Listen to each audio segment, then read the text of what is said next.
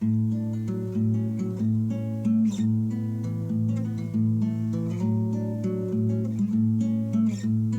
everybody, welcome back to Conscientious Omnivore. My name is Pal. Today, hopefully you will enjoy a very long video from me about a very complex topic, and there's just a lot of facets to the issue that I want to cover. So I'm pretty sure this video is going to be very long. I know for some people it might be too long. You probably have to watch it in parts, but I do want to upload it as one video instead of in pieces because I think it's a really important thing and I don't want it to be kind of chopped off, or some people might miss some stuff. So as usual, anything that I reference on the screen I'm going to have as a link below. In fact, much of what I'm going to say I'm actually going to have in the description as well, because I'm kind of going to be following a script that I've prepared to cover all the information.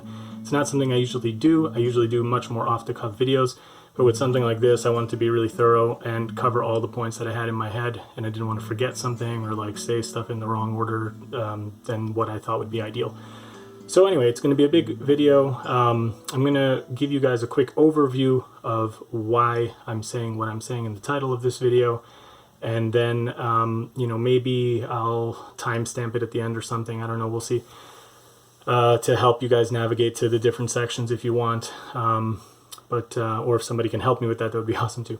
But anyway, so why am I making this video? The reason I'm making this video is, if anybody has been following my channel for a while, you'll know that I don't really like doing videos, response videos. I don't really like coming after people, and I most certainly don't like calling out other vegans.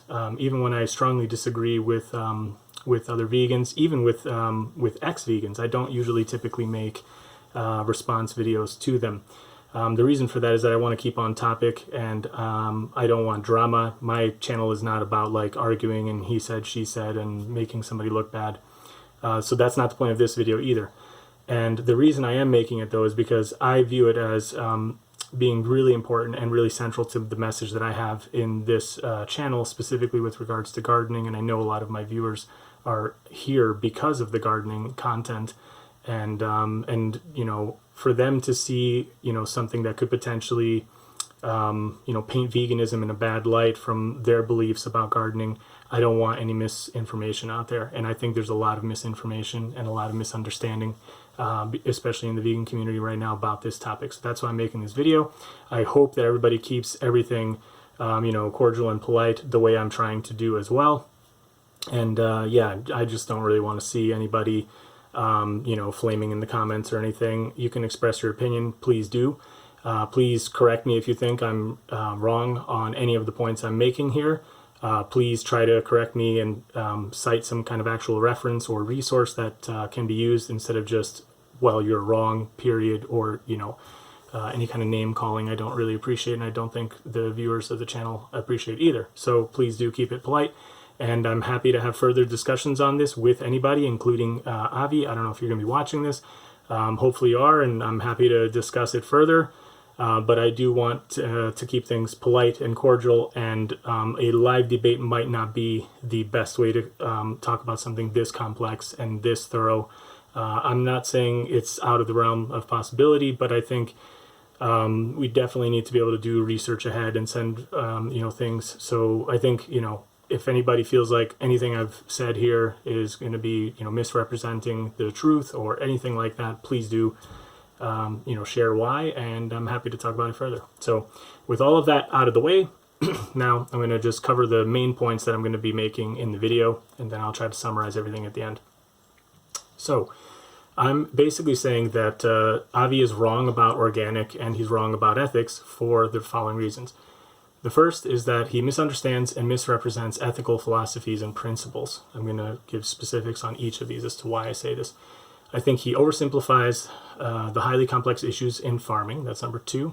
I think he makes false claims which are easily disproven, and I'm going to show you guys several of those. And I think he also doesn't seem to grasp the essence of veganism or effective activism. So those are the four main kind of topics that I want to cover, and we're going to get into them. Okay, so first and foremost, why do I say that Avi misunderstands and misrepresents ethical philosophies or principles? First example I'm going to give is from the debate that I had with him a while back, and Avi talks about the Munchausen trilemma, and says that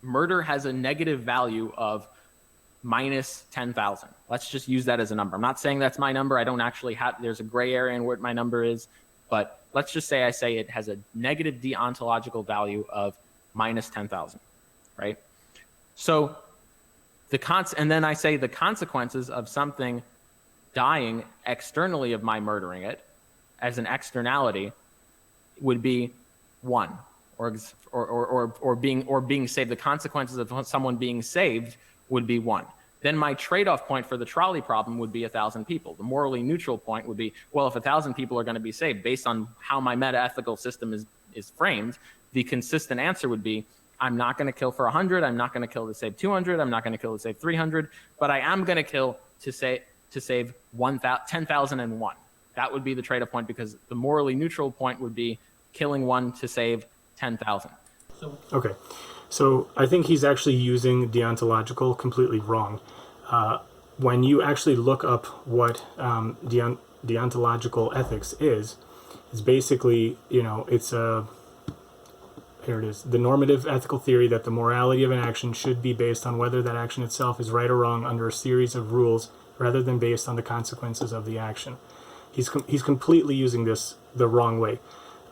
This is basically, if you look here, it gives examples about, Kant and other philosophers who held this kind of, view. But in a nutshell, what this is that the thing that determines whether or not you took a right action is based on the intention and not the consequence. So basically, you're not looking at the outcome. If you meant well, and even if it ended up poorly, you were still doing the ethically right thing because you meant well. Okay, now there's a lot of reasons as to why this, kind of view is held by a lot of people. I kind of tend to use this view a lot myself. I think intention matters a lot. I think a lot of vegan activists use this view a lot when we're advocating and doing activism and talking to people. The intention of what somebody does matters a lot. It has nothing to do with any kind of number system or any kind of thing like Avi was trying to say. I don't know where he was really, trying to go with this. I do notice that he's also reading a lot from the side, from the screen while he's talking. So I think he's probably just kind of, referencing some kind of notes like I'm trying to do here and keep myself straight. But it's very obvious to me that he doesn't understand what this is, and he doesn't understand what this means. Now, contrast this deontological ethical framework with consequentialism. I have trouble saying that. And basically, this kind of takes the opposite view. This is basically a normative ethical theory holding that the consequences of one's conduct are the ultimate basis for any judgment about the rightness or wrongness of that conduct. So this is just the exact opposite of the deontological view. That one says, I don't care if you meant well to, like push me out of the way of a car because it's coming down the street.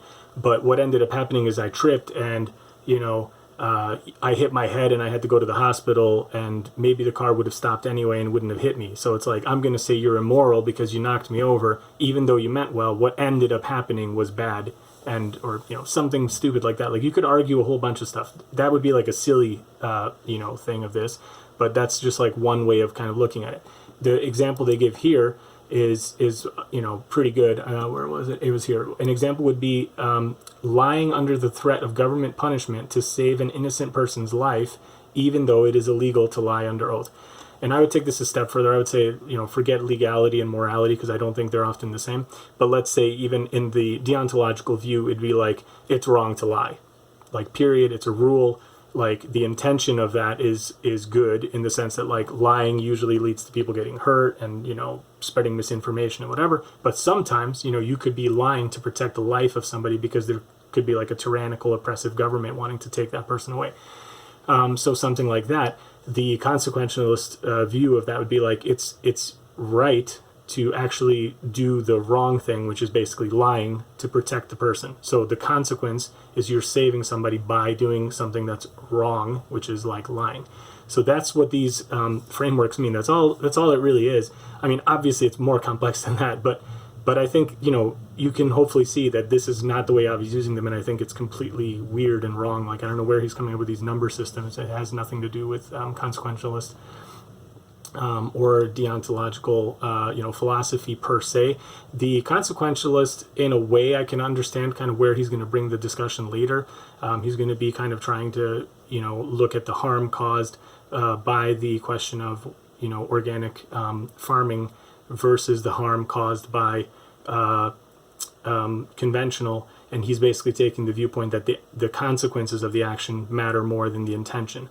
So I can understand that, but I'm just pointing out that he's nowhere near like using these terms correctly as you would kind of think based on the confidence with which he talks about them. Okay, next. I'm gonna basically say that he's a really, I don't know, like he doesn't even seem to understand a really basic thing in like philosophy, just as simple as the golden rule. So I'm gonna let that play for a second for you guys. Consistently for the million. So the pragmatics of the golden rule has to deal with pragmatics. So if I even knew hypothetically that I could never be killed, let's say hypothetically you knew that you would just be invulnerable to everything. So the golden rule could never apply to you in this situation because the concern for you not being killed is just an irrelevant thing because let's say you just found out you were immortal. I would give the same answers. My answers wouldn't change because like the golden rule for me would break down and say, okay, well, does the golden rule not apply now? Is it okay for you to kill people even if you're immortal? Because you would never, that no one else would ever be able to kill you? That's not where I structure my morality. Because that's not how the golden... I'm going to allow my past self to explain why I think that's absolutely absurd. Rule works. The golden rule doesn't work by you thinking that you're not going to have that happen to you. The golden rule is specifically using empathy to imagine yourself in the situation. I see what you're saying. Yeah. It doesn't really matter. It doesn't really matter whether it could happen to you or not. Yeah. And again, the probability isn't even that. It's just like you wouldn't want to be killed. Like I wouldn't want to be killed. I wouldn't be okay with somebody killing me to save 1 million people. I wouldn't be okay with somebody killing me to save the whole planet. 8 billion. Okay, so hopefully that just shows kind of like how little philosophical kind of like experience Avi might have, despite the big words and the fancy kind of stuff that he tends to say.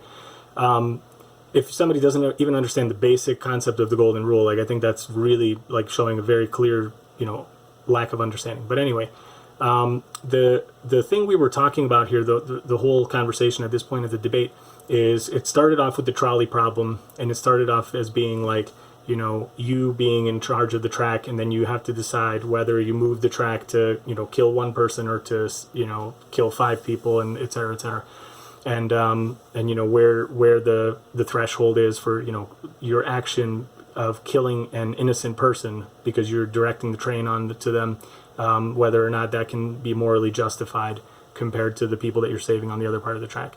And obviously it's like, again, just a mental exercise. I think a lot of these philosophical questions are basically not in any way, shape, or form helpful or useful in everyday situations. As I said in the debate with Avi, he disagrees with me. He gave reasons why. I still maintain what I said in there, and I don't really want to debate that part again. That's not the point of this. But one thing that is very interesting that I didn't catch when we were having this discussion is something that I think is a really important thing that happened. So basically, it's after this conversation where it changed the situation. Instead of killing an innocent person to save a certain number of people, it sort of changed into this thing of like, and obviously because I brought up the golden rule that I wouldn't want it to be done to me, it became a question more instead of sacrificing oneself for the greater good of X number of people, whether that be one baby, 10 babies, 10 million people, 10 billion people, a multitude of people, whatever, multiple universe full of people.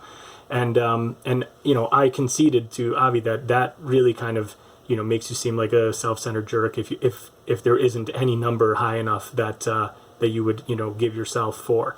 And, obviously thinking about this after the fact and really looking at it, I mean, for anybody who's a parent, you would even do this for one person. You would give your life for your own kid.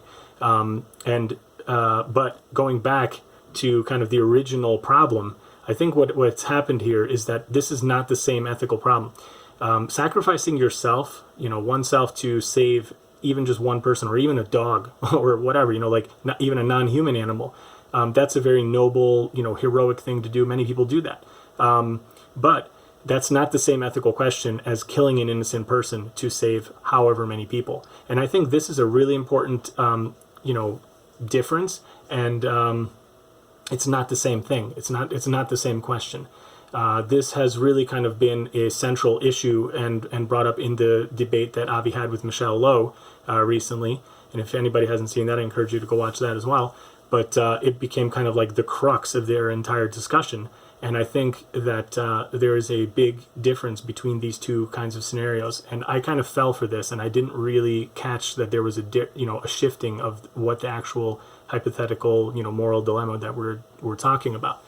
And what else did I want to say here about this? I am maintaining that if you change the hypothetical back to the original assertion, I want people to consider the problem told in the story, the ones who walk away from Omelas. I don't know if anybody has seen this. There's a great person I follow on Twitter called Scorp, and Scorpio Tiger, and they shared this. It's a very short story. I forget exactly. It's probably like 4 or 5 pages long, and I don't think this PDF link works anymore, but if you just search, it will immediately come up. You guys can just read it online. In fact, I encourage everybody to read this story, and especially since I'm going to be doing a spoiler here, like I'm going to tell you the point of the story. If you're really susceptible to spoilers and you don't like it, then pause the video, go check out the link, read the story, and then come back. So basically, this is a short story written in 1973. It's a short philosophical fiction written by Ursula Le Guin. And basically, yeah, here it is. It's a narrator's depiction of a summer festival in the utopian city of Omelas, whose prosperity depends on the perpetual misery of a single child. So again, I am giving away the whole point of the story. It's basically a utopian society where everything is pretty much perfect in every way that you can possibly conceive. It's, you just can't even imagine, things being better. Except that the twist at the end of the story is that you find out that their whole entire existence in the society and the way they are set up is possible only because there is always one child that needs to be kept in abject misery, basically alone, cold, starved, beaten, left in their own urine and waste. It's very graphic. It's a very heart-wrenching depiction, and I encourage everybody to read this. And if the premise is that this society is based upon this happening. If this one totally innocent child was not kept in these conditions, their whole entire way of life and society and everything would basically cease to exist.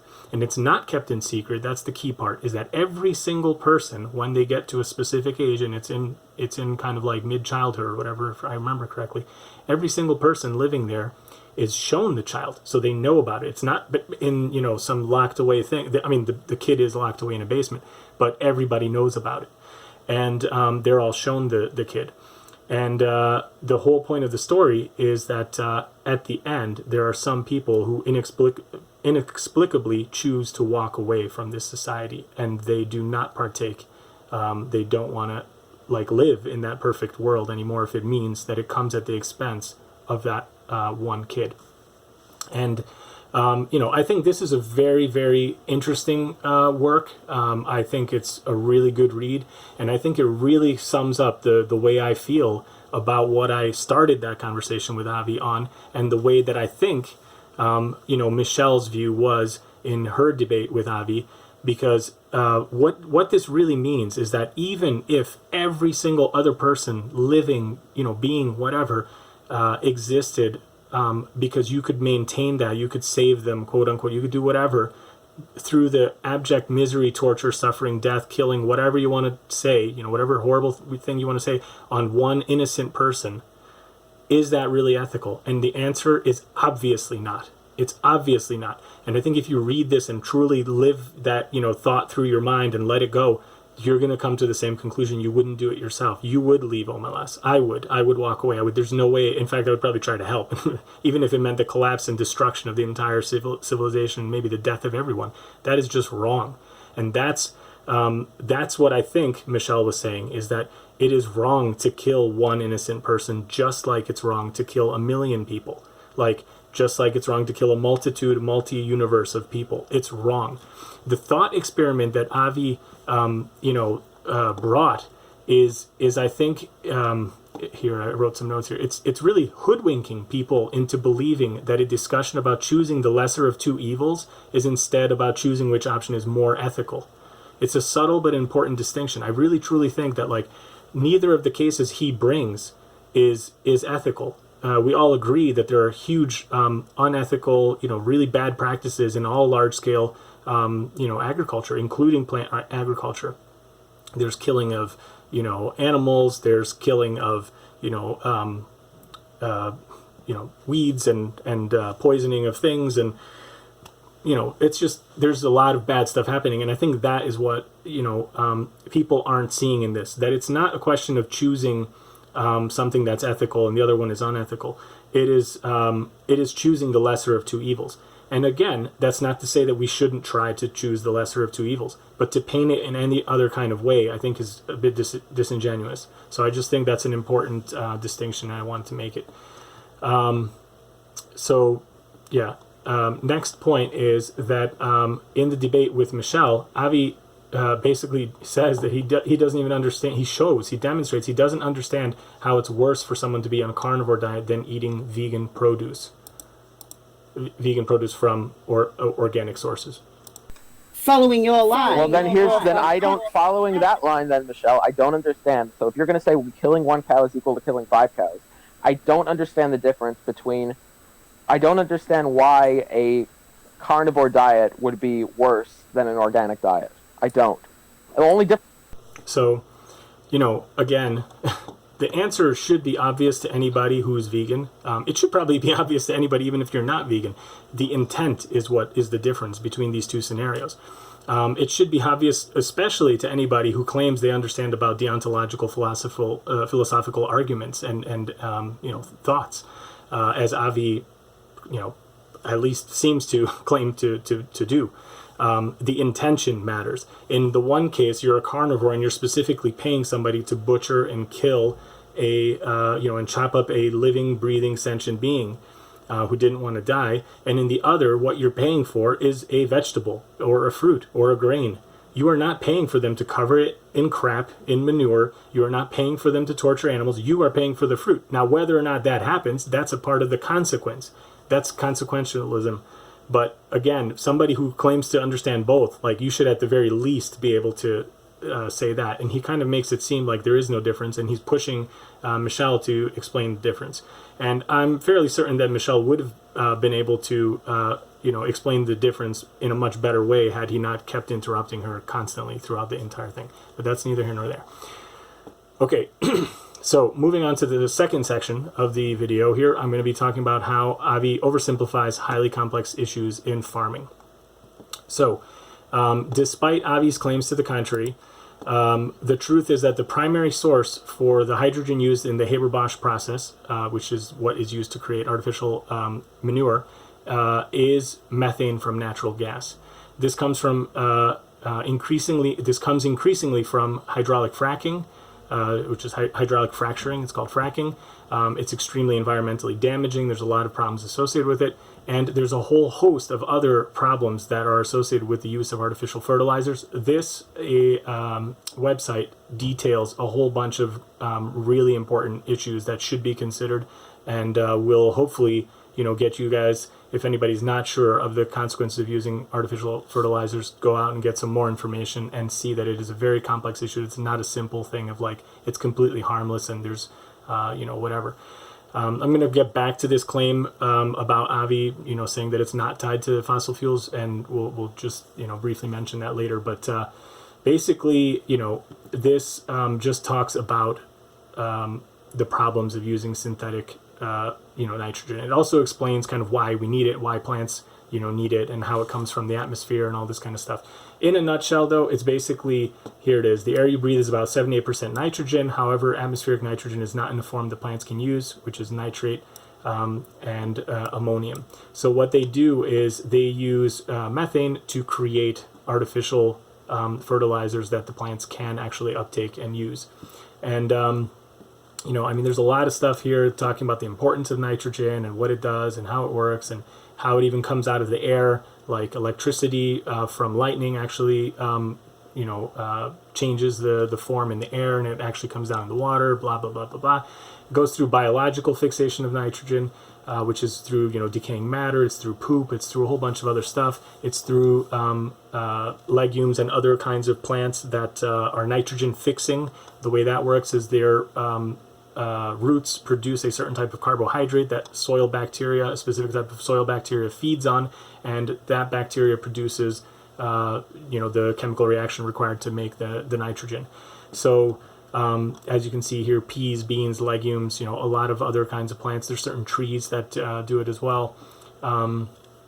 And then there's a whole bunch of other stuff here as well. So you can read through this stuff. Very important. I think, I encourage everybody to learn more about gardening and learn more about farming, because I really think the reason why people are so confused about this stuff is they don't know enough about it. And people like Avi are able to kind of, I don't know if he just doesn't really know this or didn't really understand this. I mean, I definitely get the vibe that he's kind of like, anti-farming, like he doesn't want to be involved in it, but I encourage anybody to learn more about this stuff and see how complicated these things are and how interconnected these systems are. It's not just a simple thing of like the artificial fertilizer is the exact same as the manure. It's not. So here it is, in 1909, the German chemist Fritz Haber figured out how to convert atmospheric nitrogen into ammonia. And basically, they're getting hydrogen and they're adding it to the nitrogen, and they're getting the converted nitrogen into ammonia.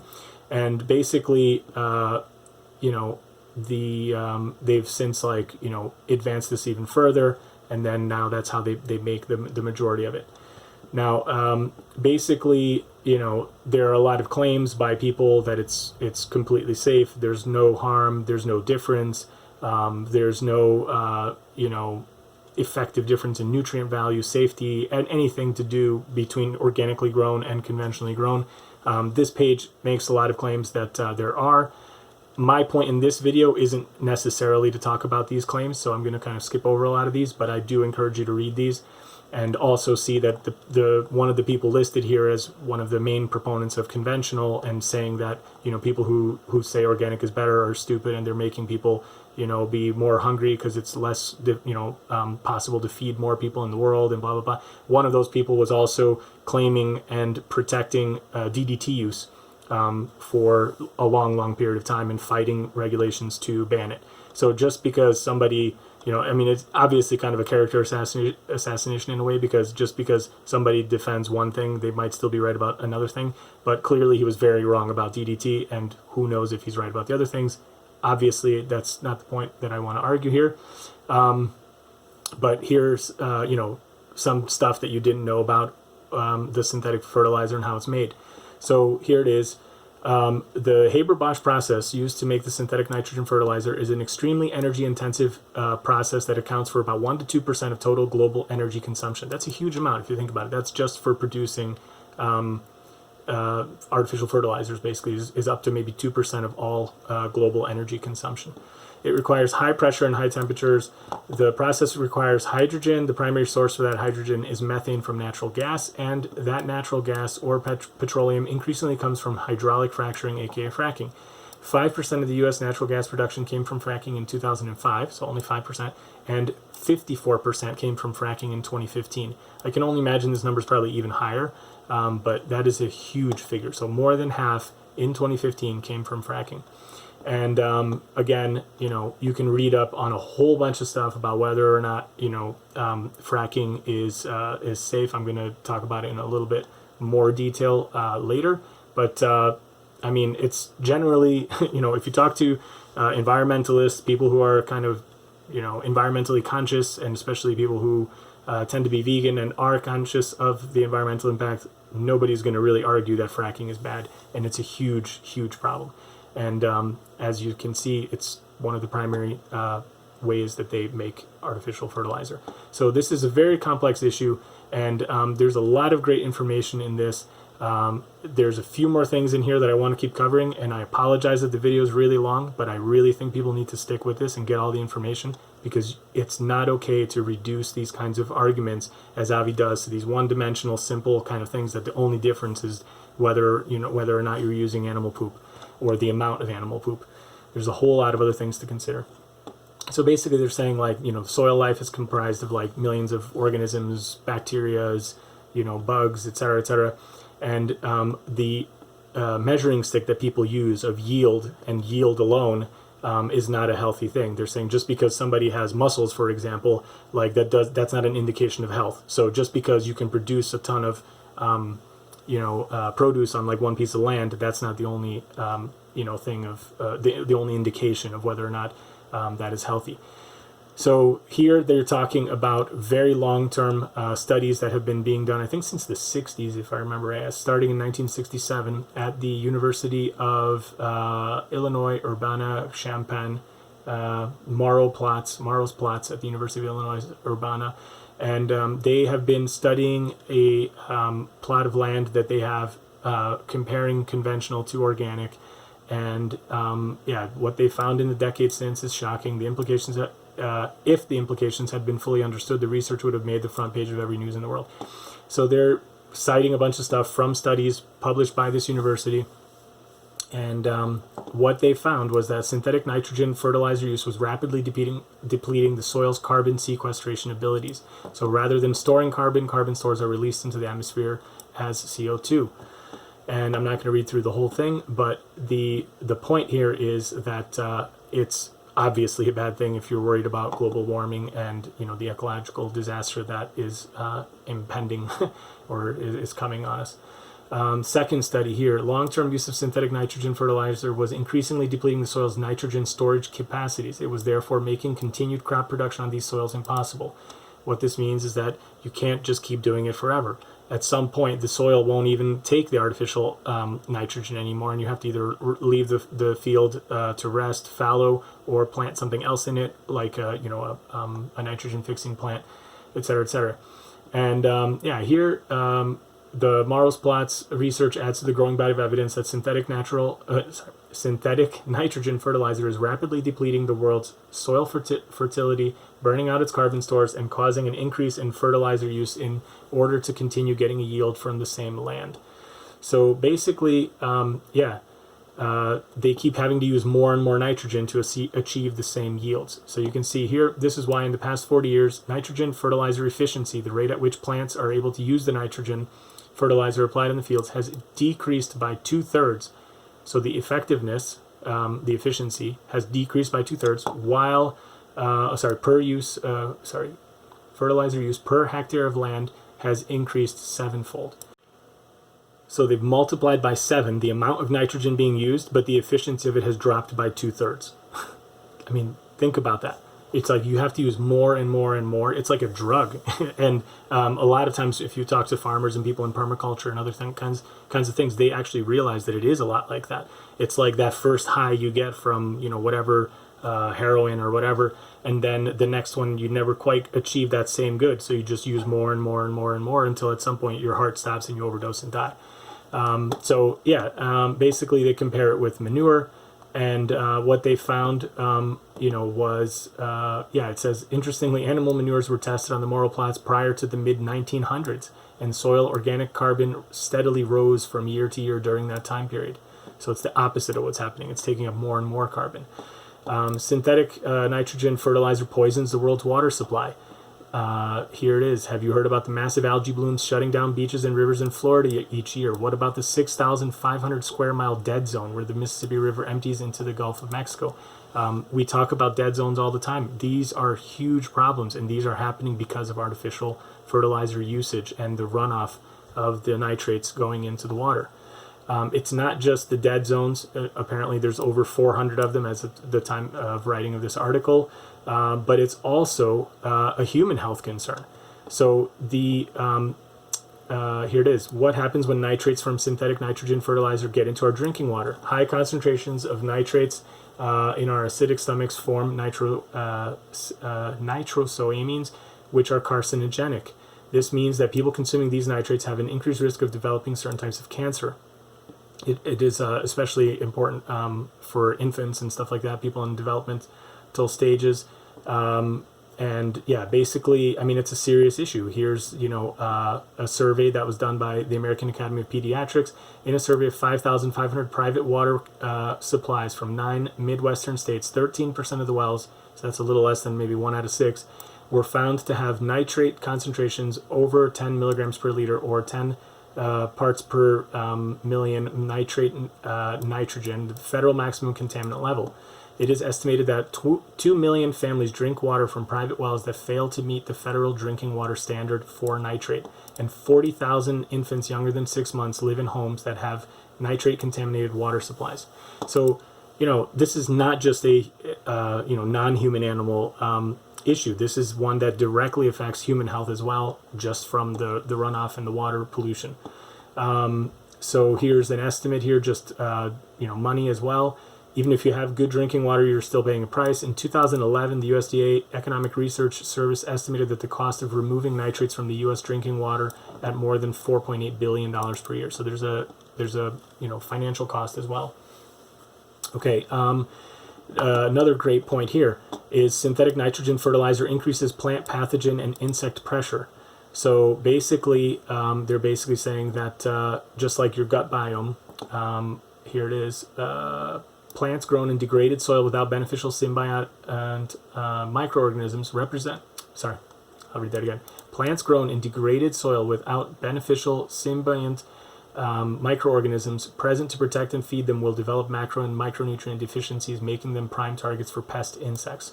So what ends up happening is you require more pesticides, more herbicides. There's like a whole bunch of problems that happen with monoculture, with like the use of these artificial fertilizers. And I do realize that monoculture can be done and often is done in organic as well. So that's not that's not a differential. But that's neither here nor there. Okay, so yeah, basically, if you want to, have a never-ending war with pests and diseases in your garden, like start using artificial nitrogen. So here again, they're talking about the safety and the nutrient quality and all this kind of stuff. That's again not my point at this time to argue. It's the last point here. Synthetic nitrogen fertilizer is also a key driver of global warming. They're basically talking about the nitrous oxide gas and how long it stays in the atmosphere, the total effect on global warming and human global warming versus natural kind of stuff that's happening. But you can see very important data here. I definitely recommend reading through this. Basically, they're saying, okay, but how do you know that the nitrous oxide is coming from the synthetic nitrogen versus just, what's happening from biological processes? And the reason why is because scientists have figured out a way to measure the difference. So here it is, how to tell the difference between nitrous oxide produced by synthetic fertilizer on a farm field versus nitrous oxide produced via plant decomposition of forest. After all, doing this is kind of important since nitrous oxide is a greenhouse gas with 300 times as much heat trapping power as carbon dioxide. Until 2020, the answer was we couldn't. And then they realized the way that they could. So basically, University of California, Berkeley, scientists figured out a brilliant way to trace where the nitrous oxide in the atmosphere is coming from. Boring, I think that's the name of the researcher, was able to trace the source of nitrous oxide because bacteria in a nitrogen-rich environment, such as a freshly fertilized field, prefer to use nitrogen 14, that isotope, and the most common isotope instead of nitrogen 15. But so it says here, microbes on a spa weekend can afford to discriminate against nitrogen 15, so the fingerprint of nitrous oxide from a fertilized field is of greater proportion of nitrogen 14. Our study is the first to show empirically from the data at hand alone that the nitrogen isotope ratio in the atmosphere and how it has changed over time is a fingerprint of fertilizer use. Just as telling is the isotope ratio of the central nitrogen atom in the NNO molecule, so the N2O molecule, by measuring nitrogen isotope ratio overall, the isotope ratio in the central nitrogen atom, and the contrasting these with the oxygen 18 or oxygen 16 isotope ratio, which has not changed over the past 65 years. They were able to paint a consistent picture pointing at fertilizer as the major source of increased atmospheric nitrous oxide. The isotope ratios also revealed that fertilizer use has caused a shift in the way soil microbes produce nitrous oxide. The relative output of bacteria that produce nitrous oxide by nitrification grew from 13 to 23% worldwide, while the relative output of bacteria that produce nitrous oxide by denitrification, typically in the absence of oxygen, dropped from 88 to 77%. So basically we're seeing more and more nitrous oxide put out by artificial fertilizers and less by decomposing, forest and woodland material. So they're basically, they're calling artificial synthetic fertilizer companies the Exxons of agriculture. They're basically saying that, here it is. Soil on our farms has lost somewhere between 50 to 70% of its carbon. Fruit and veggies are less nutritious per calorie than they were previously. That has been a claim I've seen many times. I honestly don't want to debate that right now because that's not my argument in this case, but I'm just saying that there are a lot of things to consider, and it's not quite as simple as people will have you believe, that there is no downside to using artificial fertilizers, both for human and animal costs. Okay, so next, let's see, what was the next thing? Yeah, this if somebody doesn't have the time and inclination to read through this entire article because it is so long, I encourage them to go check out this article. This is written on Mother Jones, and it's a lot more brief, a lot more concise. Obviously, it doesn't have as many details, but still a good read and a good overview explaining kind of why there are problems with using artificial fertilizers, artificial nitrogen. Okay, now this next story, I'm not logged in, so you guys can't actually see it, but I've got the quote prepared here for you guys. This I actually found from a Bite Size Vegan post about manure. She did a video on this and a blog post, and I took this link from there, but anybody who has the New York Times, you can go and read it. The quote that I wanted to read you guys is, one problem, said Robert T. Burns, a professor in the Department of Agriculture and Biosystems Engineering at Iowa State University, is that manure typically has more phosphorus than needed. Manure is an unbalanced fertilizer from the plant's view, Dr. Burns said. This is why you can't grow plants directly in manure. You need to either compost it with straw or other vegetable matter, or mix it into soil. And basically, Avi implies that manure is the only thing that organic farmers are adding to their fields to make the plants grow, and this couldn't be really, further from the truth. It's not just that you just throw poop on the field and then you can just grow tomatoes in it. And he kind of paints it in this really simplified view of organic is everything is the same except to get nitrogen they use poop, and conventional is everything is the same except they use synthetic nitrogen to get the nitrogen. And it's that's not true, because you can't just throw poop on it. Again, as it says in this article, and if you look online and do more research, you'll see you can't just throw poop. You can't just grow stuff in poop. It has to be broken down. It has to be composted. It has to be mixed with other things. So there are a whole bunch of other inputs that come into play here. And when Avi cites his figures of how much manure is used as a percentage by organic versus conventional, he's oversimplifying it. It's not just a simple matter of the poop is the only differential. There's a whole bunch of other inputs, and the overall use of the poop compared to everything that's as an input is not as high as he is claiming. It's this 1-to-4 ratio or what have you. Furthering this part of the discussion, the next one that I want to show you guys is just a study that is trying to examine what extent organic farming relies on nutrient flows from conventional farming. So there's this whole study here. I encourage, again, people can read through it. I've read through most of it. I'll be honest, I definitely did not read through all of it, but there are a lot of interesting things in here. The key point that I wanted to show you guys is a quote. I think it's at the end, but I'm probably not going to waste time looking for it right now. I will just read out my quote, and if anybody's interested, you can just go find the quote in the actual study. So the quote is, inflows from conventional farming were 23, 73, and 53% of the nitrogen, phosphorus, and potassium inflows. So again, 23, 73, and 53 inflows respectively, compared to 12, 21, and 30% for inflows from organic farming. The whole study, the whole point of this particular study was to see if there is actually enough, whether there was enough inflow for the various nutrients from organic, like if conventional ceased to exist, whether there would be enough to actually supply all the demands of organic farming. So they were looking at all the inflows and outflows of these said nutrients through any and all sources at the gate on a given farm. They, surveyed a bunch of farms in France, and what they found was that there was a ton of conventional output that was coming in as input to the organic, because there's all sorts of allowances for organic farms to take in even non-organic manure and in some cases non-organic compost and all these other kinds of things that come in. So when they looked at it, for example, it said 23% were coming from conventional for nitrogen, 73, so almost 3/4 were coming in for the P values. So and 53% for the K values.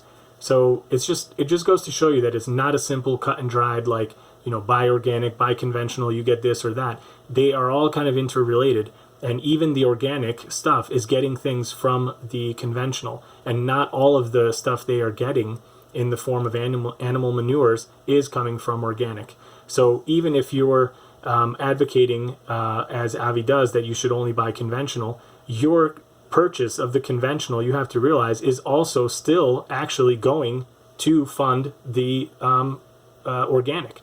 And again, what is the difference? The difference is intent, I would argue, if I were to put on my Avi hat, and I would say, well, at least you're still trying to do the right thing by giving it to the one that he claims is resulting in less suffering and death and harm to animals. But what I'm just saying is that it's not so cut and dried to see that you're not actually doing both, or whatever.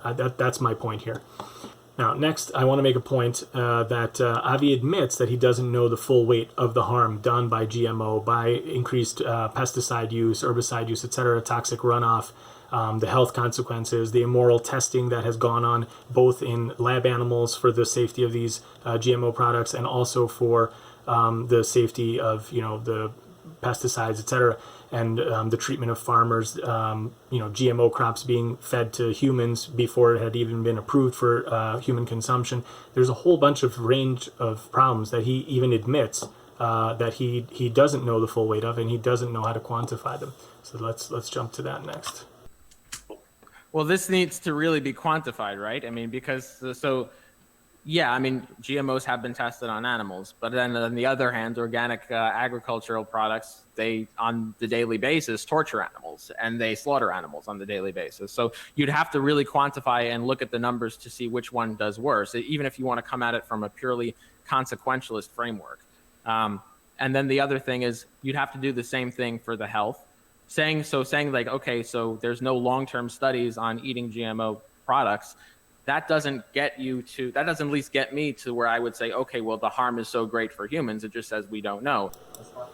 But again, he admits that he doesn't know. That's all I wanted to, make the point there. To this, I would also add a couple more things, talking about the harm of the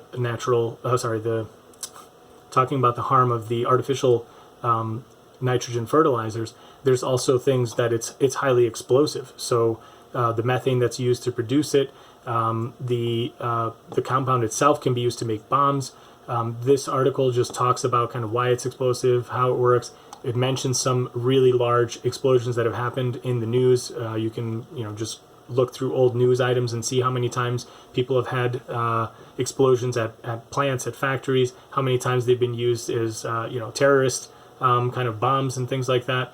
It says here that the largest industrial accident in U.S. history occurred in the port of Texas City, Texas in 1947. A carelessly tossed cigarette started a fire aboard a ship carrying about 2,300 tons of ammonium nitrate packed in paper sacks. The chemical exploded. It caused a blast enough to knock people down to the ground in Galveston, Texas, 10 miles away. The detonation also caused a chain reaction that blew up a nearby ship. So an estimated 581 people were killed in the disaster. That's just one thing. So again, there's a very real human toll to this as well, and above and beyond all the other stuff that I covered. For fracking, I recommend people read this wonderful article by Chris Hedges. It talks about so many important things, I think. I'm pretty sure Chris Hedges is actually a vegan, if I remember right. And definitely from the way he writes about things, I would be inclined to say that I'm pretty sure he is.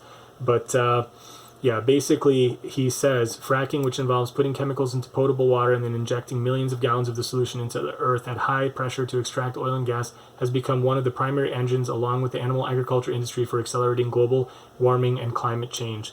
And then, I mean, it's a huge article. It goes through so many things. It goes through examples of how indigenous people all throughout the U.S. On reservations, all this kind of stuff, how they're being totally screwed over by the fracking industry, how they're getting higher rates of cancer. There's like so many health implications and human toll to this endeavor, and it's so dangerous. I mean, people have tap water that they can set on fire in some of these communities that are affected by fracking. It's a horrible, horrible thing, way beyond the scope of this video. I know it's going to be long enough as it is, but do research, look at this stuff, and you'll see that it's a really big problem, and it's not just as simple as just like, oh, it's the same. It's not. Okay, next. So yeah, basically, so for this section, I just want to end and say that the answer that we is that we simply cannot quantify the harms done by organic versus conventional, and it's not just a simple of number of deaths of animals or people or cancers or whatever. How would you do this? How would you weight the importance of the life of a fish and some insects versus the life of a cow versus the life of a human, or a baby who's getting poisoned by the drinking water? It's really, really difficult thing to do. So that was my point, and I think I think Avi tries to oversimplify that. Now I'm going to talk to you guys about things that I say are false claims made by Avi, which are easily disproven, sometimes even by himself. So, here is an example where Avi brushes off the link between fossil fuels and artificial nitrogen fertilizers, as I've just demonstrated in the other section. Hopefully that's enough, but hear it from Avi himself. Just a quick, so petroleum, so the whole thing about or synthetic fertilizers coming from the petroleum industry. So part of it depends specifically which ones you're talking about. So nitrogen-based, it depends if you're talking about urea-based nitrogen or if you're talking about sodium nitrate-based nitrogen or whatnot. So some of these things, some of the hydrogen may come from the petroleum industry, if I'm not mistaken, but the nitrogen itself comes from the Haber process to fixate nitrogen from atmospheric nitrogen, and natural gas is the hydrogen component. Now, I'm not sure of all the details on this, but it's been purported a lot that this comes from the petroleum industry. And from what I've seen, a lot of it, when you trace it back, a lot of it actually does not end up coming from the petroleum industry. I don't have all the numbers on it, but from what I'm looking at so far, a lot of that assumption, there's an implicit assumption in all of these discussions that it comes from the petroleum industry, and it's not necessarily the case. So basically, he's saying the nitrogen isn't coming from the petroleum industry. That's not the problem. The nitrogen is coming from the air, like he correctly says, from the this Haber process. But that's not the problem. The problem is, how do you then convert it? And that is the problem, is where the hydrogen is coming from, and that is coming from the fossil fuel industry, and it's a huge problem. So that's just very clearly wrong. Next. When debating Michel, he actually claimed that it's a myth that there's too much manure and there's not enough to go around.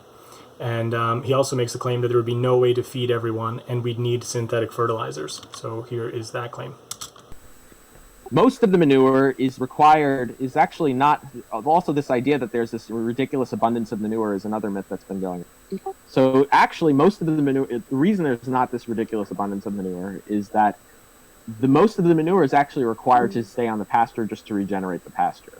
Only a very small amount of the manure actually ends up making it to the crops. So he's basically like literally, implying that there isn't even enough to go around. Now,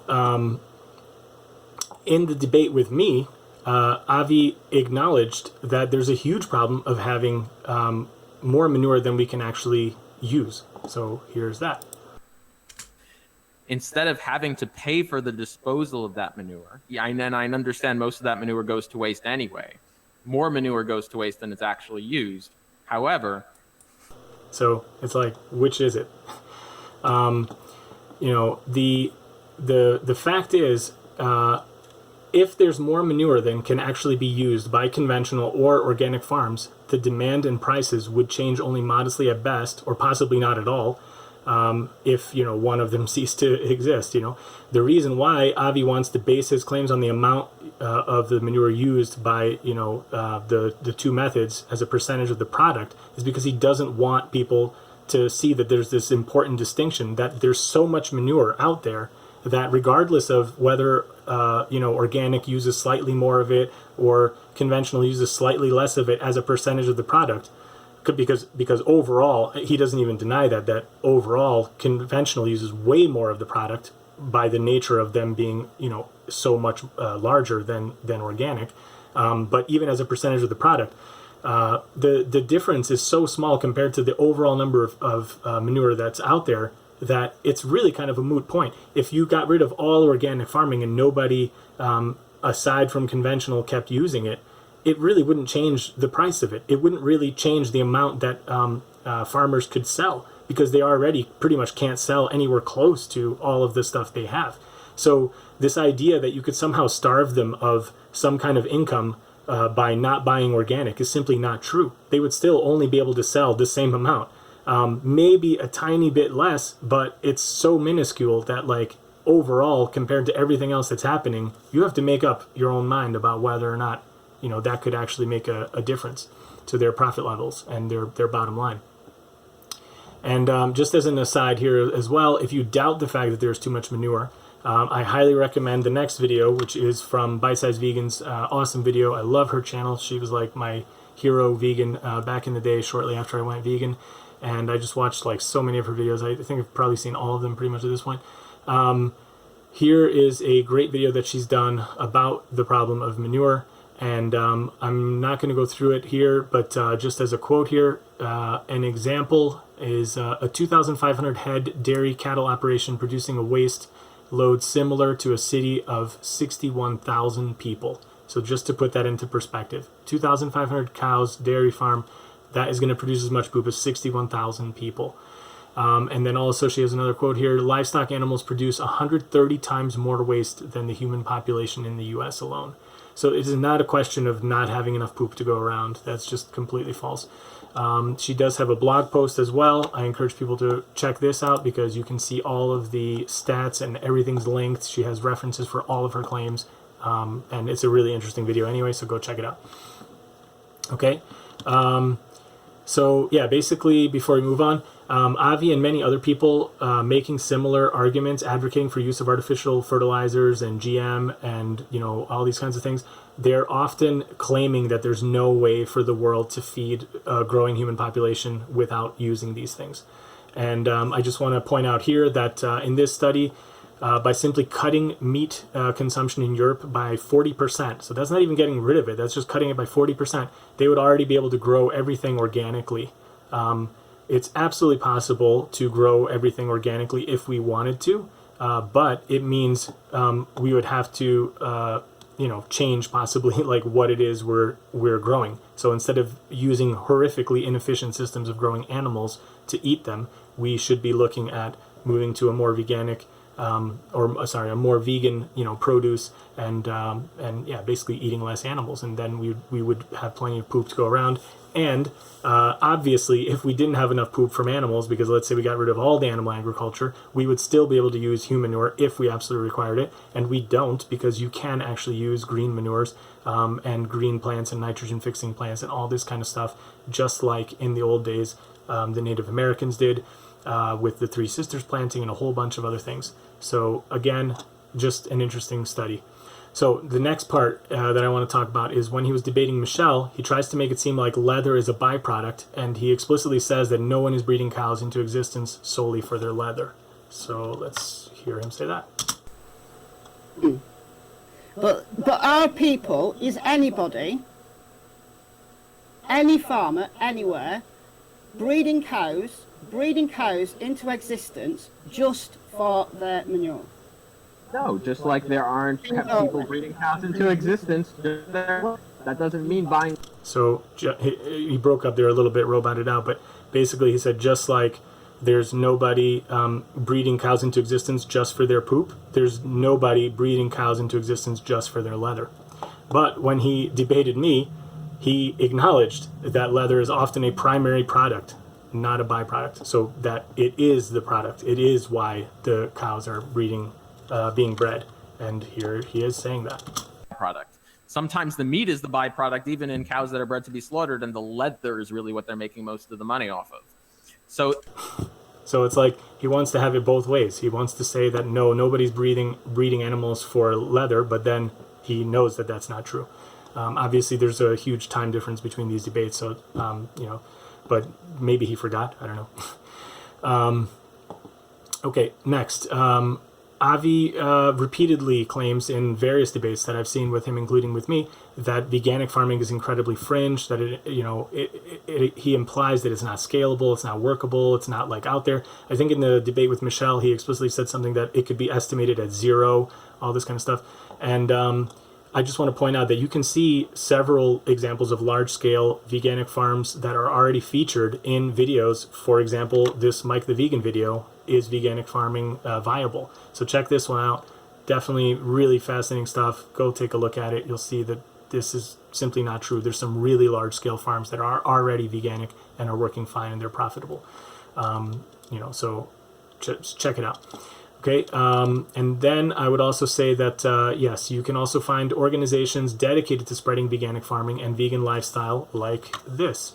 This is the International Biocyclic Vegan Network, and they are basically, pushing for a, veganic farming and vegan world, and that's what they want.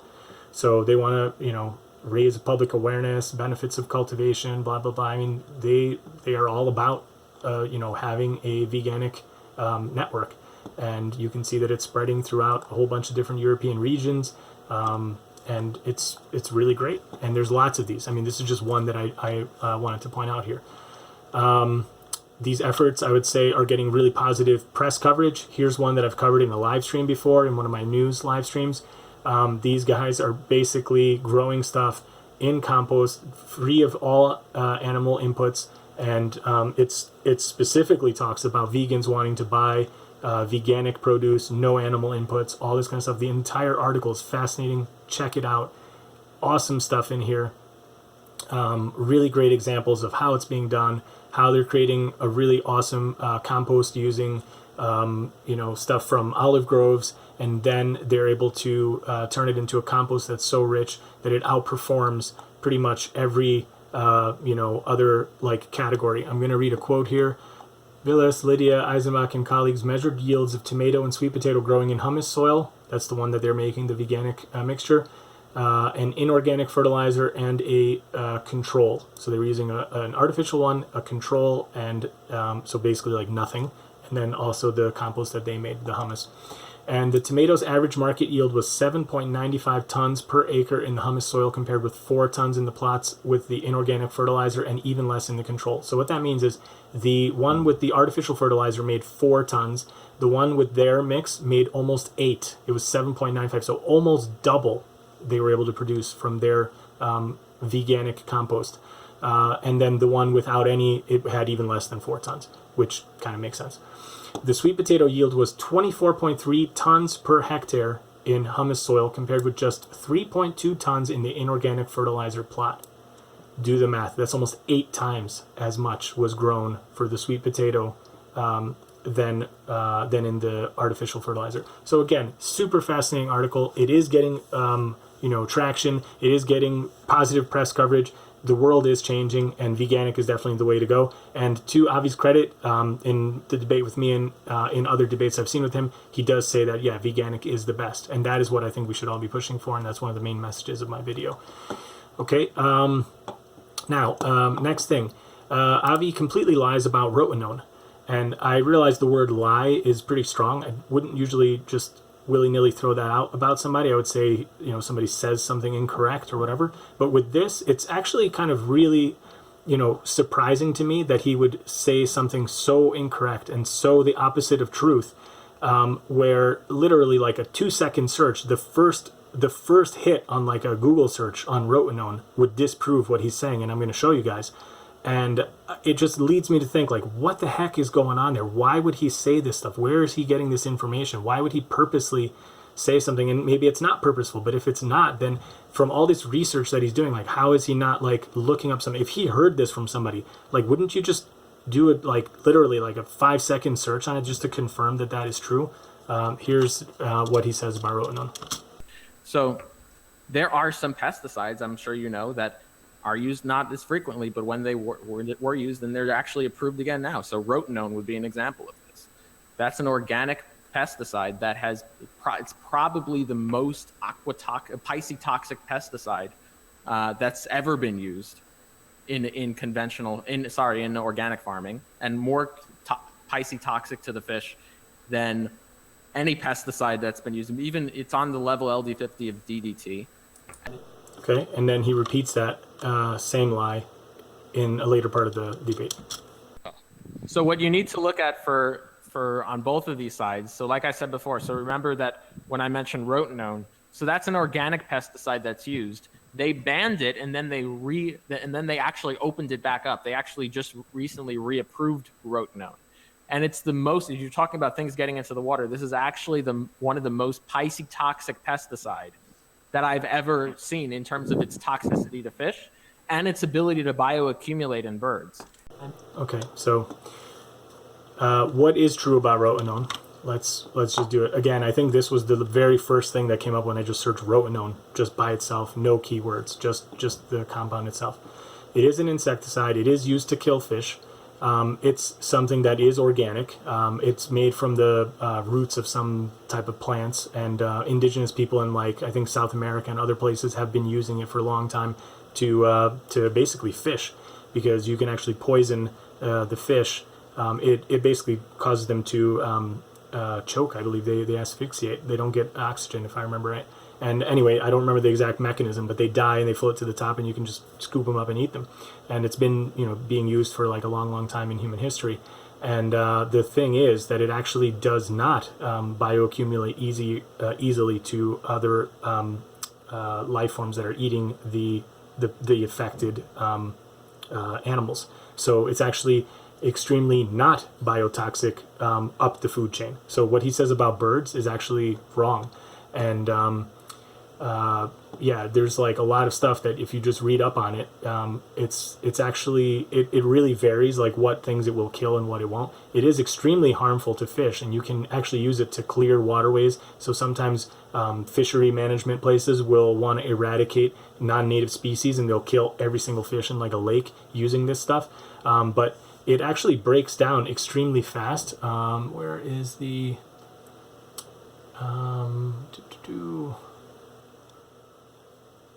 Yeah, here it is. Indeed, Rotenone is rapidly broken down in soil and water. Its half-life in both is between 1 and 3 days. That means that in 1 to 3 days, half of its potency is gone, and nearly all its toxicity is lost in 5 to 6 days of spring sunlight or 2 to 3 days of summer sunlight. It does not leach readily from soil and is not expected to be a groundwater pollutant. So the idea of using it as a pesticide and that it somehow then poisons fish is completely false. That's not how this stuff is used. And the amount that would be required to be on a field, for example, for that to be somehow be able to drain away and poison some type of waterway way down, downstream or downhill from the affected area, that's completely illogical. That's not the way it would work. That's not what this would be, doing. it would be used to intentionally kill fish, which again is totally not vegan and has nothing to do with farming per se. It's just a compound that is being used. And he's trying to conflate the two things and try to suggest that the use of this in organic farming is somehow contributing to fish kills. That couldn't be further from the truth. If it's used to kill fish, it's used to kill fish intentionally, and it has nothing to do with farming.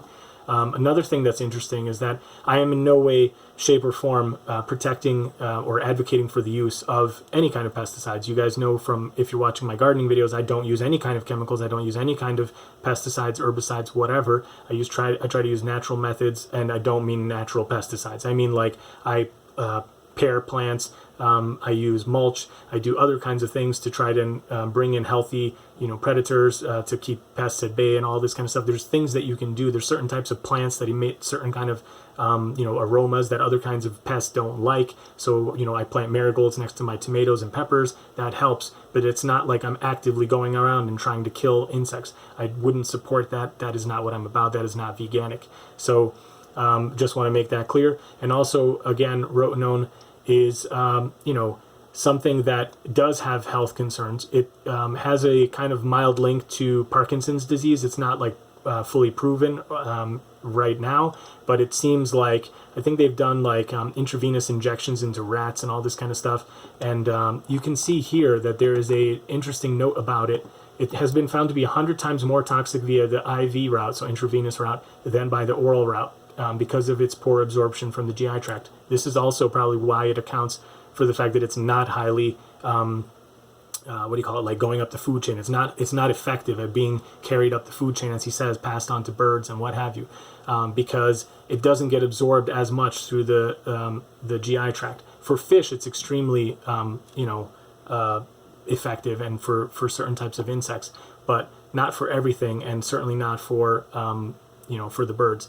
But basically, what they did to get these kinds of tests in the rat was they were intravenously injecting the stuff into the rats directly. They weren't even, because they couldn't even show any kind of link or any kind of like serious damage to the rats from low doses, I'm talking about, without doing the intravenous versus the oral. So again, to make these kinds of claims about what the LD50 is, LD50, for anybody who doesn't know, is a lethal dose for 50% of the animals. So basically it's like you take a test batch of 100 animals and you start feeding them more and more kind of things. You do probably several versions of this test, and you find out what is the level that kills half of your sample, and that's the LD50. So the higher that number is, the more stuff is required to kill half of the batch.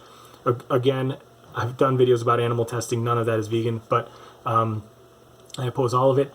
But again, just to give you an idea, yes, the higher the number, the more is required to kill. So really, the lower the LD50 number, the worse it is, because the less of it is required to kill something.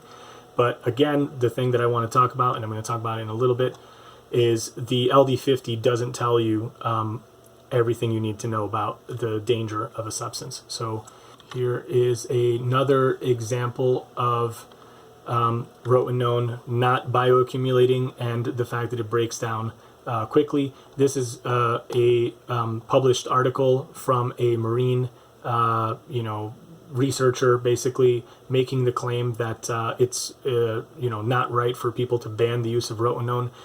They use it as a tool in their research for looking at coral reefs and fish life in these protected areas and blah blah blah. Now again, I find this in no way no shape, no way commendable or acceptable as a vegan. I'm opposed to killing fish to study them and try to help the the populations in the wild, blah blah blah. But if you read through the article, you will see that the stuff does break down very quickly and is not bioaccumulated up the food chain, etc., etc., etc. So they even have studies showing that even people can eat the fish after, as again I've said, people have been using this stuff for a long, long time. So this idea that it's like poisoning the birds and going up the food chain is just completely false. And if you were to spend any kind of time looking for this stuff, you would obviously find this information very quickly. To Avi's point about Rotenone being the most piscitoxic option available, I am going to show you guys. This study was done. Oh, it's not going to jump to that page.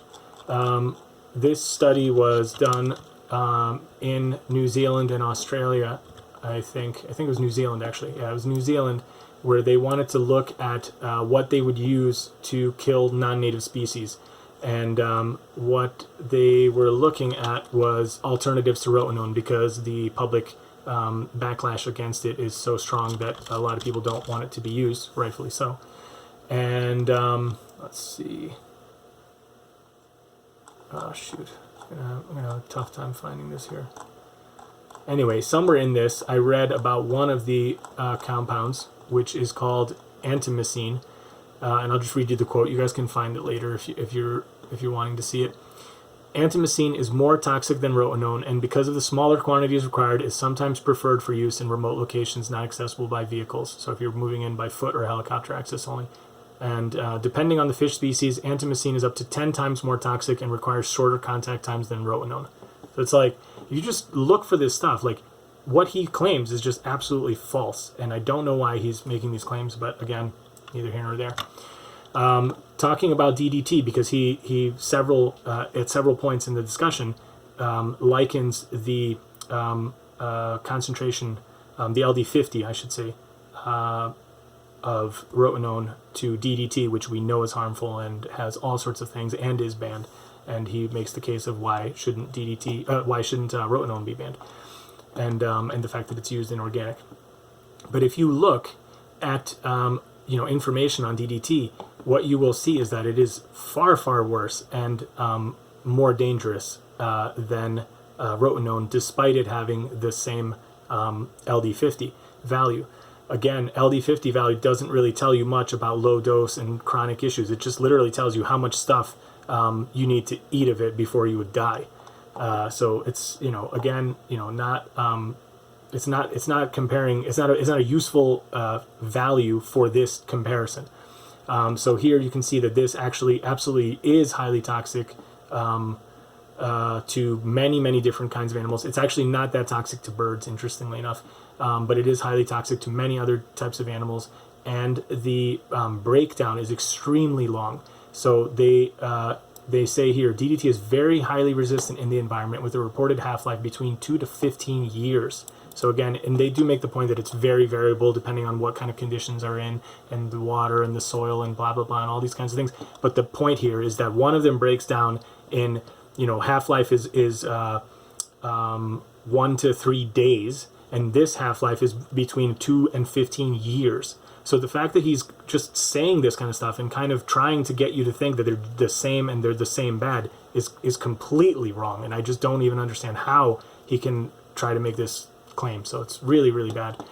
With regards to the claim of the safety of eating organic versus conventional, I stated here in the debate with Avi that I'm not that worried about bioaccumulation of toxins because I follow a vegan diet and I avoid animal fats. So you can listen to that. Produce and actually learning about kind of like bioaccumulation and having stopped eating animal products myself, I realized that, even if you do have some trace level of contamination on a conventional fruit that might be higher than organic, it's still not as big of an issue because most of our persistent organic pollutants that we're consuming, they come from animal fats. So I've seen data that shows and suggests that as much as 95% of the persistent organic compounds that we consume come from animal products. So if you just... And I still stand by this statement, and this is the study that I'm referring to. I actually got this from Mike the Vegan a long time ago, and you can find this, you can read through it and see that, basically the primary source of persistent organic compounds in people's diet comes from animal fats. So, dairy, cheese, etc., the actual literal fat in the animals' meats and stuff like that. So, I still maintain that by being on a vegan diet, especially a whole food plant-based diet, I think you can greatly reduce your exposure to these kinds of chemicals. But that's not to say that you completely negate any kind of, potential risk by eating things that are grown in a conventional manner.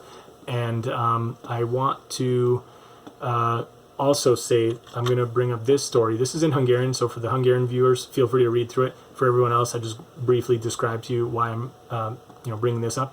There are lots of other things that conventional fruit and produce will allow that organic doesn't. And one of them is that on conventional, they are able to use certain types of sprays and antifungal sprays and things like that, and waxes that are non-vegan in many cases, but also they are deemed not fit for human consumption.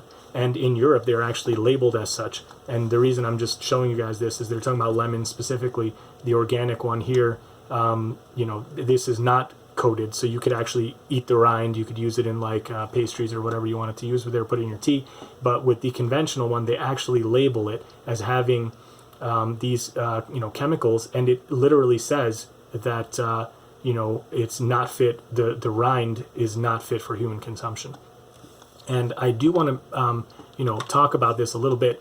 This is the a study showing the carcinogenity of one of the biocides, this orthophenol. I never pronounce these things right, so ignore the pronunciation. But basically, this is a common one that you'll see on non-organic citrus fruits and other things like even bananas and stuff. So this is definitely a problem, and it is not fit for human consumption. So you should not be eating it, and it's virtually impossible to wash off completely. So even just washing the thing is not enough, and it is a serious health problem. This is another of the chemicals used for the same reason, tiabendazole, or I don't know if I'm pronouncing it right, but again, it's used to prevent mold and early rotting of produce, and this is allowed for conventional foods, and it is not allowed for organic foods. And the reason why I am bringing this up is that I think a lot of times, people aren't just buying organic versus conventional because of the stuff that got sprayed on it while it was growing. It's for things like this too. And I'll be honest, ever since I've seen the signs here in Hungary, I never saw them labeled previously. But I think it's really just been this past winter. So for the past few months, I have seen signs in one of the big supermarkets that we shop in, and this stuff, there's a big label like right near the citrus part. And since then, I have not bought non-organic citrus because of this. And I'm not going to be poisoning myself, with this kind of stuff, just because somebody on the internet told me that it's carnist. And it's just, we're going to get into this a little bit more detail. But again, it is not just a matter of people wanting to have poop on their food. In fact, if anything, if you look at like why people buy organic, the bulk, I would maintain, are people who are trying to avoid their exposure to dangerous chemicals. And again, some of the environmental concerns, some of the ethical concerns for animals, et cetera, et cetera. I'm going to get into those in a bit as well. So I think this is a very important point. And lastly, I just want to say that with regards to these chemicals specifically, and comparisons of things like the safety of glyphosate and in use in like Roundup and other kinds of herbicides. It's not a pesticide, which I incorrectly said, I think, in my debate with Avi. But a lot of times people will make these claims of safety because the LD values are so low, LD50 values are so high, meaning that you need an extremely large amount to actually kill somebody or whatever. People try to actually claim that these things are safe based on some of these values. But when you look at like all the other things that are in it, like for example, Roundup, it's not just what's in the Roundup. Mike the Vegan had an awesome video about GMOs. And in this video, he talks and shows a study talking about Roundup and glyphosate. And I'm not going to play it here because I didn't bookmark the time here, but it says that when they tested glyphosate for some specific type of toxicity, it was like fairly benign, like they claimed. But when you actually tested Roundup, because it has so many more other chemicals and the interaction of all those other chemicals, it was 125 times more toxic to human cells than the glyphosate alone. So, people like Avi and all these other kinds of people, they would love to throw this around that like glyphosate is so safe. But what they don't realize is that it's in conjunction, it's combined with so many other things, and it's a little bit from this and a little bit from that and a little bit from that, and especially if you're eating animals, this stuff does bioaccumulate and does go up. And not just glyphosate. I don't know if glyphosate specifically, so don't quote me on that. But I'm just saying, like many types of chemicals and other kinds of pesticides and herbicides used in conventional, do bioaccumulate and do go up the food chain. So if you are watching this and you are not vegan and you are eating these things, you should seriously consider removing those things from your diet, because they are very harmful and you are getting exposed to more and more chemicals. And the combined effect of those chemicals is more than the individual chemicals by themselves. So watch that video, check out Mike the Vegan, he's awesome. And I'm going to also recommend that you guys watch this video by Veganism Unspun. This is an amazing video. This was kind of put out there in the middle of Happy Healthy Ryan, Happy Healthy Vegan, Ryan from Happy Healthy Vegan, his debate with Unnatural Vegan. And yeah, this is just an awesome video. It really shows you guys kind of, you know, how the industry masquerades often as independent sources of information on the net, you know, in printed media, all these kinds of things. They set up these like seemingly innocuous kind of like friendly, you know, kind of news sites or blogs or whatever to spread misinformation about GMOs and about their safety. And I in no way, shape, or form advocate for GMOs. I think they're incredibly dangerous, and please watch this video and watch the video by Mike the Vegan, because I think Avi is grossly mischaracterizing the safety and the testing that has been done on GMOs. And I think that in actuality, these companies really do try to sow the seed of doubt into people's heads with all these kinds of sites. So watch this video especially. Next, there is a lot of confusion, as I said, about LD50. This is just an article that talks about the LD50 of salt, for example. So somebody thinks like, oh, you know, Roundup is safer than salt because it has a, you know, or sorry, did I say that the other way around? that Roundup is safer than salt because it has a higher LD50. And this really takes you through the science and explains why that's not the case and why it's a stupid measurement and it shouldn't be used in this way, and et cetera, et cetera. So please read through this. Learn more about what LD50 actually is useful for and what it's not useful for. This is a article that I encourage you to read. It is written by Carrie Gillum. She's been a journalist for, I don't know, however many years, 30 years. And she has written many pieces critical of Monsanto, critical of GMO, critical of Roundup specifically, and glyphosate and the safety of it. And, you know, covering the stories of many people who have gotten cancer from the use of glyphosate, and they are paying out to these people in court, and they're, you know, trying to settle these things and all this kind of stuff now. But please do read through this and see the kinds of tactics that were exposed after Freedom of Information Act and from these lawsuits.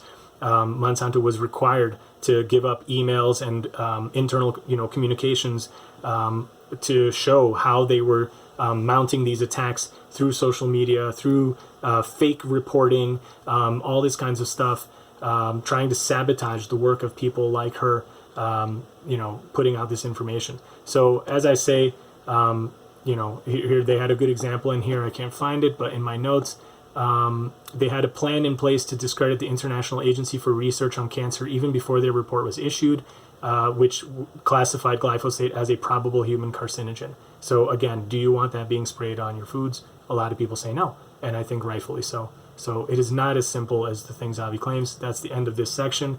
I think you can hopefully see that there's a lot of stuff that Avi claims that is very easily verifiable to be false, and you can make up your own mind about the reasons for why he does that. Okay, so now we get to the final part of my video here, which is basically my claim that Avi doesn't seem to grasp the very essence of veganism or effective activism. So let's get into these points. Basically, in the debate with me, he agrees at multiple times that if the world goes vegan, the entire issue is a moot point. I just want to hammer this home because I think that's one of the key things I'm also saying as well.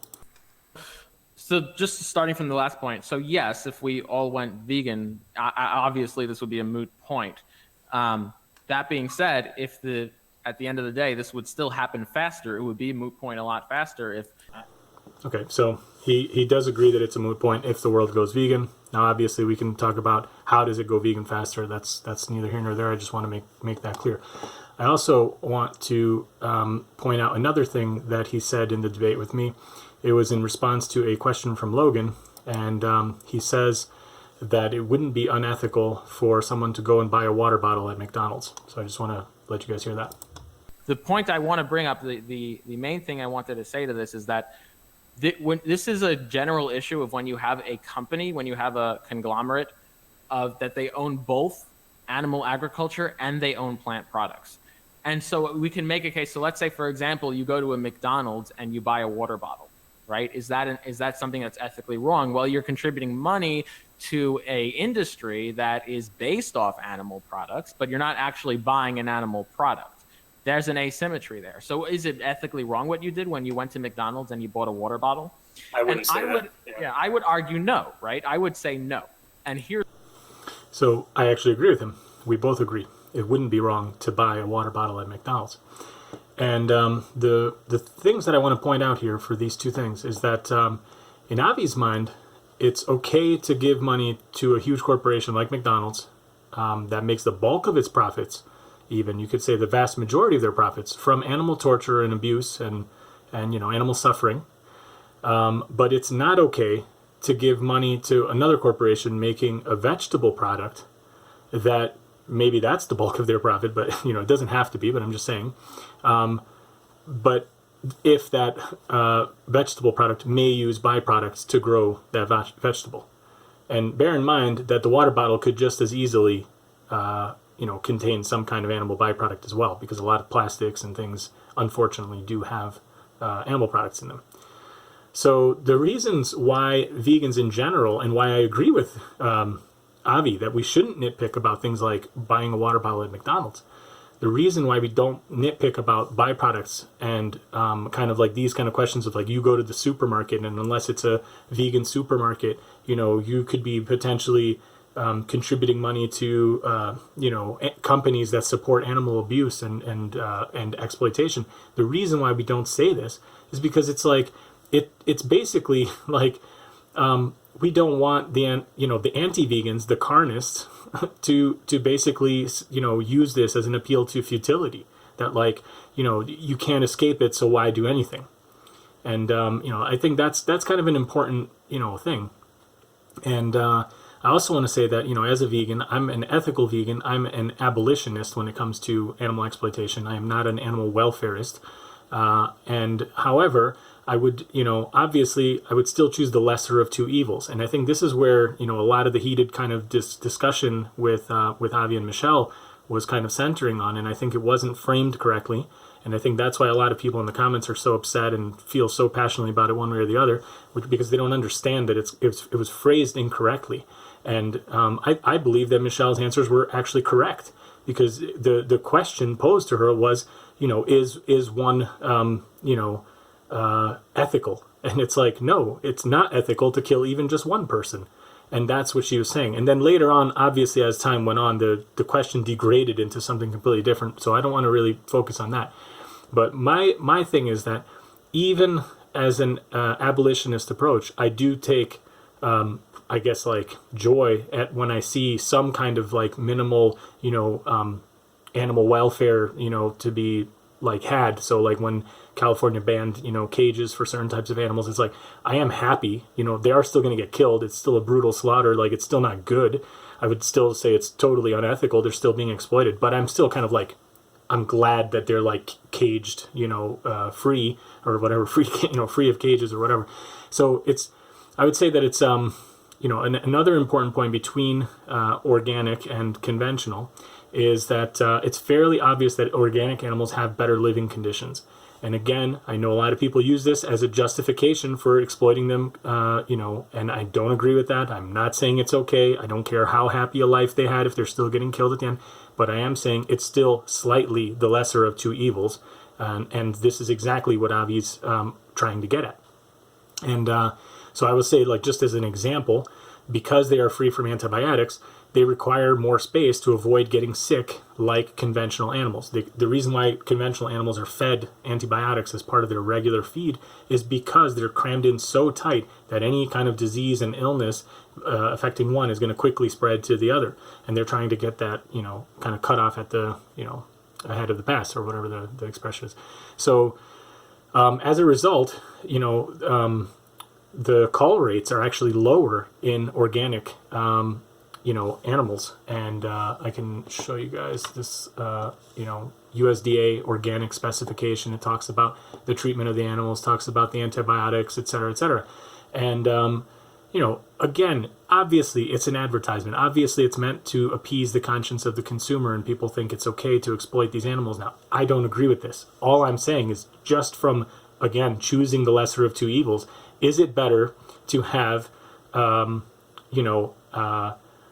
a caged animal living in super tight quarters right next to its, other exploited, brother and sister, and getting diseases and getting called when, illnesses go rampant through the farms? Or is it slightly better, slightly less evil, let's say, slightly less bad, that, than the fact that like fewer of them are getting killed in the cull process because they're sick and they never even make it to the slaughterhouse and they get killed at the farm. So it's like a double kind of insult that they don't even get eaten, and then another animal has to be raised to get eaten by somebody else that wanted to eat this one.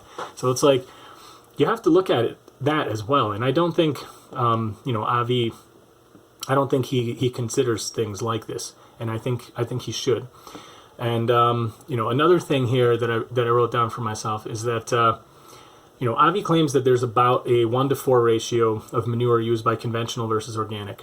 Now, I haven't seen how he substantiates any of these claims, so I don't know where he came up with that, and I think it's probably unlikely that it's actually true, and maybe it's true for a lot of areas, and maybe it's not true for other areas. But let's just say, even if they are true, he is ignoring all of the other variables which may influence the ethical decision in terms of the total number of animal deaths, the suffering caused, the environmental impact, etc., all the things that I've talked about already.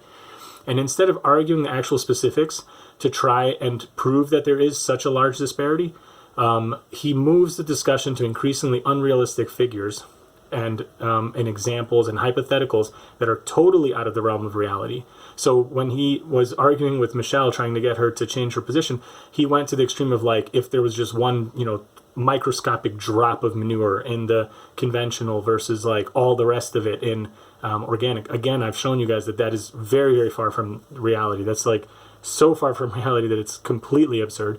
And I understand his philosophical or like intellectual argument about removing the pragmatics. I understand that. That's fine. I'm not arguing that. But I'm saying it's so far removed from reality, and he's arguing something that has the potential to turn people away from veganism, and he's arguing something that is simply not the case. So even if his 1-to-4 ratio is correct, why is he not arguing that? Why is he not trying to convince people that that alone is bad enough to offset all the other things? He doesn't even mention the other things, and in fact, he actively tries to kind of, hide those things or sweep them under the rug.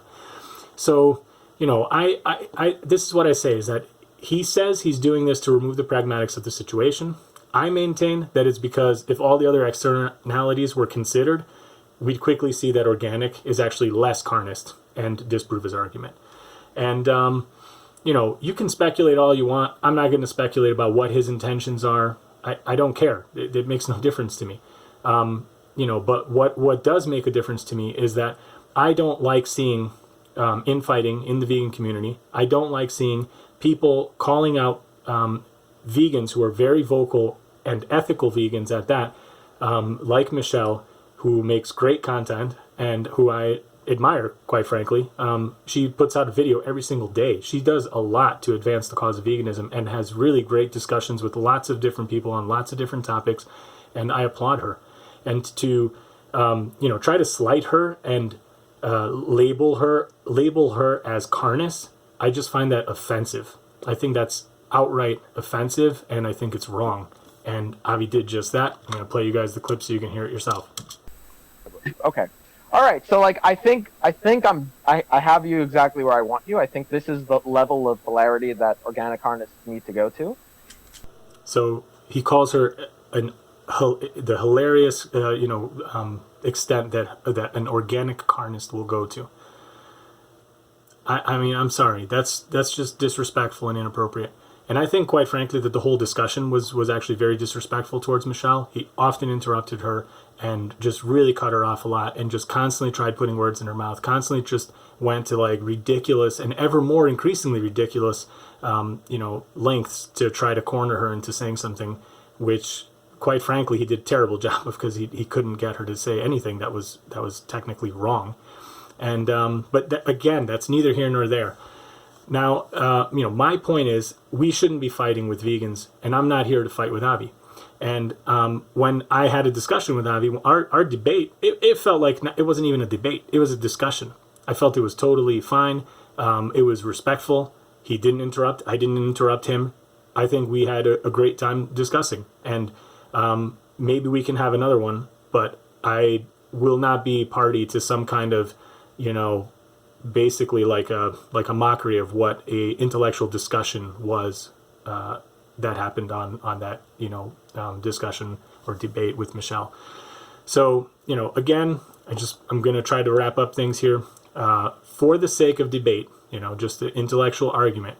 Even if all the statistics and figures could be tallied and it could be showed objectively, quantitatively, that organic was slightly more evil, or even far more evil than conventional, the vegan way forward would not be to insult other vegans. It would not be, to poke fun and name call, and especially not to call them carnists, people who are doing their best to advocate for a vegan world. And that vegan world is a world in which Avi admits himself that all of this would be a moot point. So, we're working towards the same thing. There should be no name calling. And I hope that everybody's going to be respectful in this video. And again, I'm open to hearing different points of view. I love reading research. I'll look at anything you guys are willing to send me. But don't do name calling. Don't do crazy stuff, because I've never banned anybody from my channel. I've reported 2 people in my entire time on YouTube. And it was because they were writing racist and just like outright attack kind of messages. It was literally 2 messages. Actually, I think it was 1 person. It was on 2 different videos. Same person. So I'm not somebody who bans. I leave all my videos open. I leave my comments up. But don't come being rude and insulting, because that's not what this is about. Okay, so again, if we want the same thing, the vegan world is what we want. The way forward, I think, is to educate people kindly and compassionately and nicely, and we have to support our claims with actual science and cited references, like I try to do here. It took me a lot of time to research this, a lot of time to put this together. I know it's a long video, and I appreciate anybody who stuck with me this far and watched this much. I think you can imagine how long it took me to put this together and then to collect all my thoughts and try to, put something out here that is actually helpful and respectful. And, I think that's what we need to do. If Avi's right, if there was some way to tally all these things, even then, the point is we should be doing it in a respectful and, polite and intellectual manner. So I think the smart thing to do is to focus on the main problem. The main problem is not manure. The main problem, where the crux of these industries getting their money from exploiting animals, is the main product. It's not the byproduct. I mean, just look at like the billions of dollars that these companies are making. Look at the sales of like manures. Even Avi is saying like it's potentially, hundreds of thousands of dollars. I don't know what kind of figure he's throwing out there again, because I never see him cite any kind of actual figures. But again, compared to the billions of dollars that these companies make, it's a drop in the bucket. So that is not the main problem.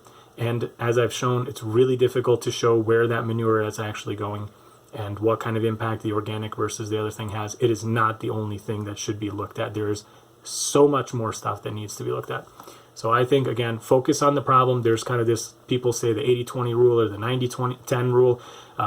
It's like, basically, if you focus on the biggest problems, you solve 80% of the problem. The little problems, they make up maybe 20% of the outcome. It's the big things that you can do. That's the important stuff. You got to do those first. That's what gets you the most of the way there. You start working on these things that account for 5%, 10%, whatever, version of this thing that you're looking at. That is not the way you get massive change. You get massive change by getting people to go vegan, not by arguing about whether you should buy a vegan, an organic tomato or a conventional tomato. It's to not buy the cow. It's to not buy the pig. It's to not buy the chicken. That's what people need to do. So, I hope we can do this, and look at the recent report that I've covered in a live stream for you guys before. It's talking about moving to a fully plant-based agriculture, and I think it gives hope, because when you see something like this being put out by, I think it was Harvard. Yeah, it was Harvard researchers put this out, and they showed that by moving to a fully plant-based agriculture system, the UK, for example, that's what they were looking at. The UK could be completely self-sufficient and rewild enough land to reduce 9 years worth of their current CO2 emissions. They could rewild huge areas of land. They could create habitat again for wild animals, do all this kind of wonderful stuff. And that is by moving to a vegan world, one that does not rely on animal agriculture. And that is the key message here. We have hope. We know how to do it. And that's what we need to focus on, not infighting and not arguing and yelling with each other. And I'm going to sum it up here. This is the end of the video, I promise. I think when you have an issue like this that's super complex, super faceted, multifaceted, there's so many things so many angles to look at. There's so much data to go over. This is not something that can be decided on some, stupid internet debate, like one way or the other in the course of like an hour, 2 hours, 3 hours, whatever.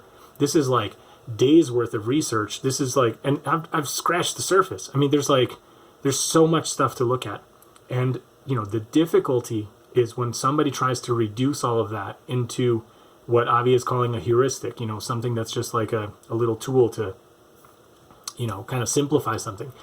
Those things have their place, but, you cannot put this super complex problem into this little, shiny, name-calling label of like, you buy conventional, you're less carnist than a vegan who buys, organic whatever produce. And I'm talking about vegetable produce, obviously, because if you're buying milk, as Avi was, talking with Michelle, you're not a vegan. I'm sorry. So, the example he was giving that there's less demand created, that I'm not even going to go there. That's just so insane. So again, that's it. I hope you guys enjoyed this. It's a huge video. It's probably the biggest video I've ever made as far as like the amount of time it took me to prepare this. So I do hope you appreciate it. If you did, please do give it a thumbs up. If you guys want to support me, I have a Patreon link. You can check that out. So yeah, I mean, that's it. I hope you guys liked it. Please share this. If you want to talk about this, like I say, I'm happy to talk about this with anybody in a respectful, kind, nice manner. And please do try to correct me on any of the stuff if I've used something incorrectly or explained something incorrectly. And I look forward to seeing everybody in the comments. And thanks everybody for watching. Thanks. Bye.